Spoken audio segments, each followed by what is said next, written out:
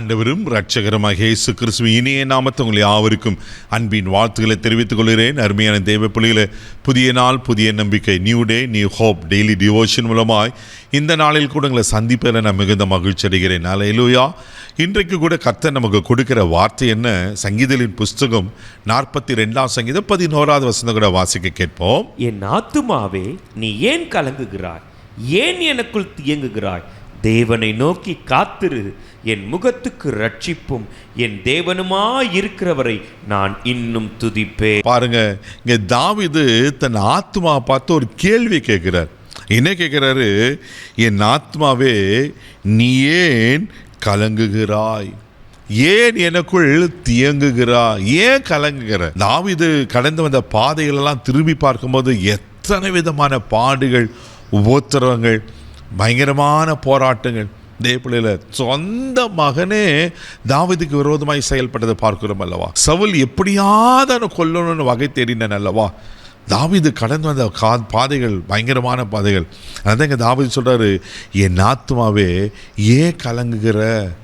தேவப்பிள்ளையில் ஒருவேளை நீங்களும் இதே சூழ்நிலை தான் நான் இருக்கிறேன். என் ஆத்மா பார்த்து, என் மனசை பார்த்து நானும் இதே கேள்வி தான் கேட்குறேன்.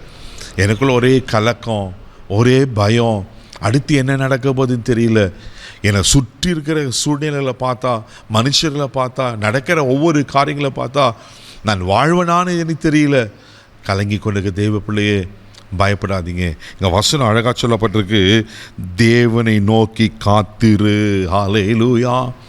என் முகத்திற்கு ரட்சிப்பும் என் தேவனுமா இருக்கிறவரை நான் இன்னும் துதிப்பேன். தாவீது அதுதான் செய்தான்.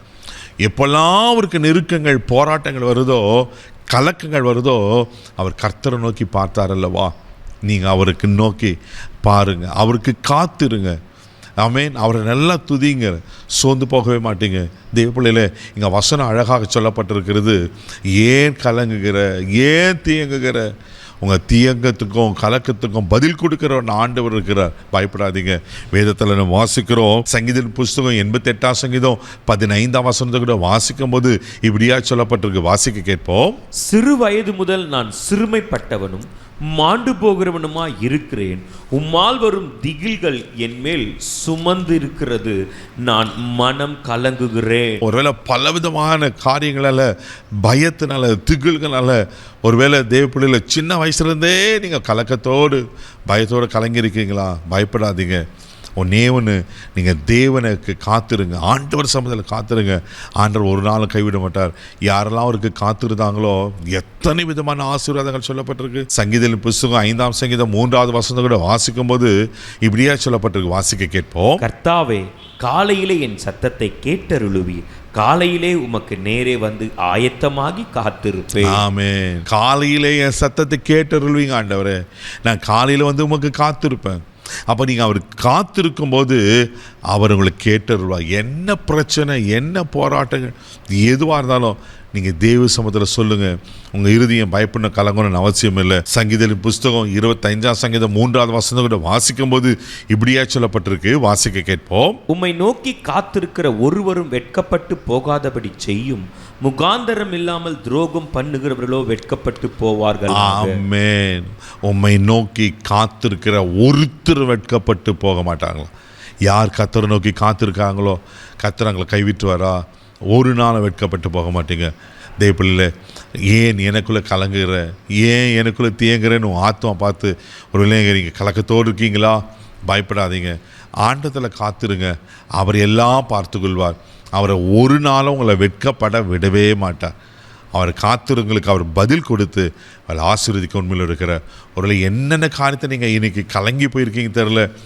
ஆண்டவர் இன்றைக்கி நிச்சயமாக நான் சொல்கிறேன், அவர் உங்களுக்கு பதில் கொடுப்பார், உங்களை ஆசீர்வதிப்பார், உங்களை வெட்கப்பட விட மாட்டார். கண்களை மூடி நம்ம ஜெபிக்கலாம். தகப்பனே, உமக்கு நன்றி சொல்லி துதிக்கிறோம், ஸ்தோத்திரப்பா. அன்றரே, யார் யார் இருதயம் கலங்கி அன்றரே வேதனைப்பட்டு தேங்கி கொண்டிருக்கிறதோ, ஏங்கி கொண்டிருக்கிறதோப்பா, நீங்கள் அற்புதங்களை செய்கிற கர்த்தர். இயேசுவின் நாமத்தினால அந்த கலக்கங்கள்லாம் மாறட்டுங்க அப்பா, வேதனையெல்லாம் மாறட்டும், அங்கே பயங்கள்லாம் மாறட்டுங்க ஆண்டவரே. இன்றைக்கு ஒரு அற்புதத்தை செய்வீராக. என்று உங்களுக்கு மாத்திரம் உங்களிடத்தில் காத்திருந்து பதிலை பெற்றுக்கொள்ள உதவிச்சு ஆசீர்வதியும் கனப்படுத்தும். இந்த நாள் முழுதும் உங்கள் கரம் பிடித்து நடத்தும். தெய்வீக பாதுகாப்புக்கு ஒப்புக்கூட எல்லா தீங்குக்கு விளக்கி காத்துக்கொள்ளும். இயேசுவின் மூலம் ஜெபம் பிதாவே, ஆமென். கலங்காதீங்க, கர்த்தர் உங்களோடு இருக்கிறார். தைரியமாக போங்க. God bless you.